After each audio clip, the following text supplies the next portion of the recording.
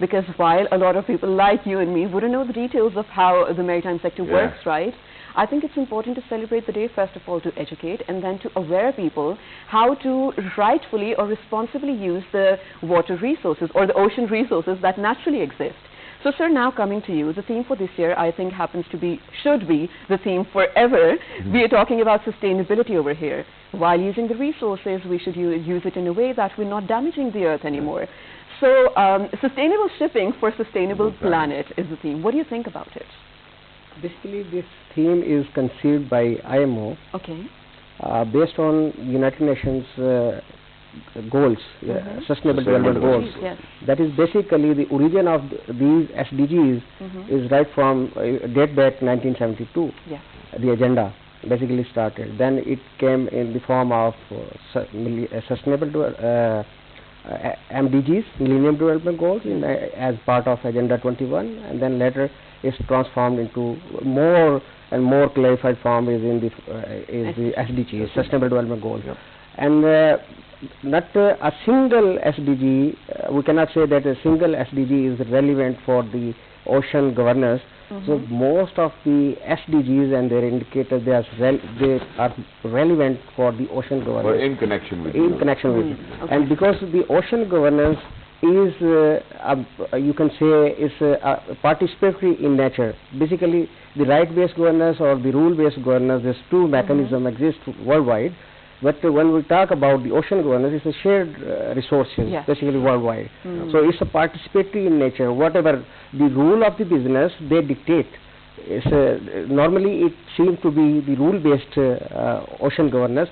But if you go into the depth that my colleague said earlier, that the negotiations, she used the word negotiation. So the negotiation are basically the participatory mechanism between the states that exist under the UN umbrella.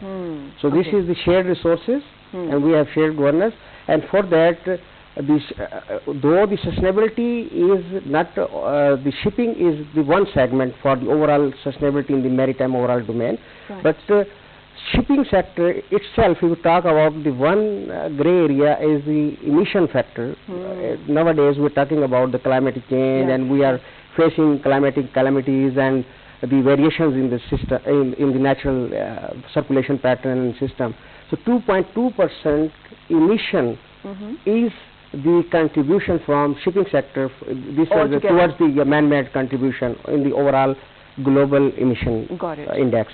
But that's, while yes, it actually does mean a lot, I really hope we get to reduce that too. But before we do move on with anything else, we have to realize, or we have to address that this year, everyone, every single state or the country was going through a pandemic. So imagine the people who were working on the sea because it's their job, they got stranded on the ships for some extra months that they were not even probably prepared for, or they didn't have resources for. First of all, let's talk about them, the challenges they must have to face. And then, how should actually countries be ready for such a thing to ever hit again, God forbid? Let's start with you and then we'll move on to you. Yeah, God forbid it come again. But again, this is the most vulnerable sector, and we also discussed it in one of the previous programs in the show. That the most vulnerable group was the seafarer group, and those they have done wonderful job throughout this pandemic issue. But again, this is quite challenging, and our economy and the value chain overall, that's dependent on the shipping lines. And we can just pray for this, but the challenge. Again, when we are talking about the sustainable shipping, then there are certain issues which the IMO trying to address or raise awareness on, like the ballast water management. It has also a convention, and this is one segment in the overall, like reducing marine litter and other factors. But ballast water, this is also a contributing factor towards the contagious disease or the so.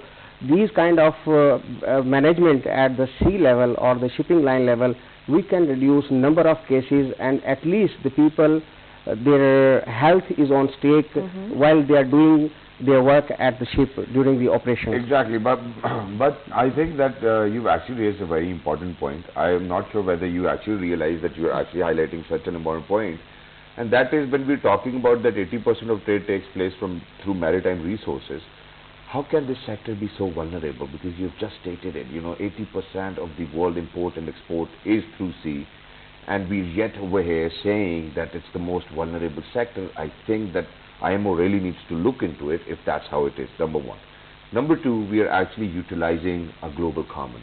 When we talk about sea, when we talk about oceans, it is a global common, and almost everybody, whoever is more authoritative will take the more advantage as well. How in the first place we're going to, make sure, because if we are going to talk about blue economy, we will really need to draw the line for other countries as well and for ourselves as well, number one. Number two, how do you think that this vulnerability will be taken away? Because a lot of people have lost a lot of money and businesses in terms of being vulnerable as well. And in what direction do you think IMO needs to work to make sure that they create a significant difference in probably, making sure that nobody's going to lose anything? Because I'm very sorry, but I'll have to say it. So we make sports socks, and we send them via container. It takes 40 or 50 days to reach somewhere else. The world's moving on to electric vehicles as well. When are we going to see electric ships, or probably, things like that? Because we're talking about sustainable shipping for